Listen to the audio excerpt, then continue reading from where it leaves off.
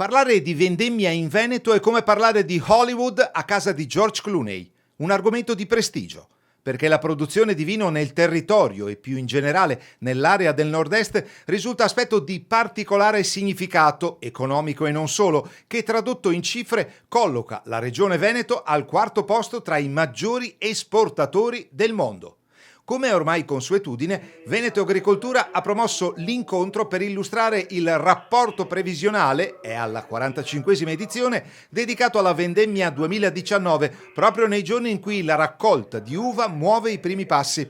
Nell'occasione si è fatto anche il punto della situazione al nord-est e in alcune delle principali regioni italiane produttrici di vino. Tanta qualità, minore quantità quest'anno. Cominciata in Veneto con qualche giorno di ritardo, la vendemmia si prospetta straordinaria per la condizione delle uve, anche quelle biologiche, che si presentano ovunque sane. I tecnici sostengono che la situazione è legata ad un andamento climatico favorevole, caratterizzato da un'estate calda, spesso anche afosa, durante la quale però non sono mai mancati adeguati apporti idrici alle piante. In altre parole, ha piovuto il giusto. Inoltre, proprio nei primi giorni di vendemmia, fase importante per la buona maturazione delle uva, il clima propone equilibrate escursioni termiche che vedono alternarsi giornate calde e soleggiate a notti fresche e ventilate. Il calo della produzione in Veneto si attesta quest'anno al 15-20%, con punte del 25% nel Vicentino, anche se non è un dato che preoccupa i produttori. Il Veneto si conferma come prima regione per produzione a livello italiano, con più del 35%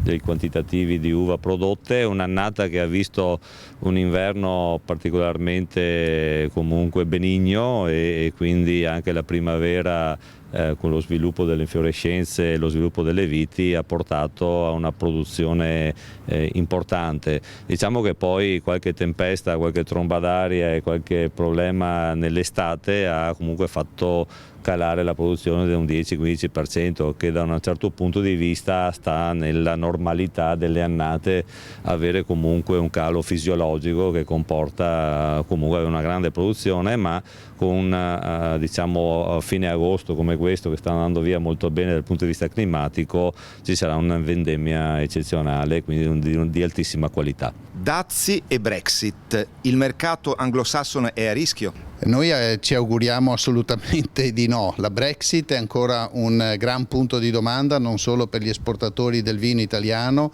ma credo per tutta l'Europa.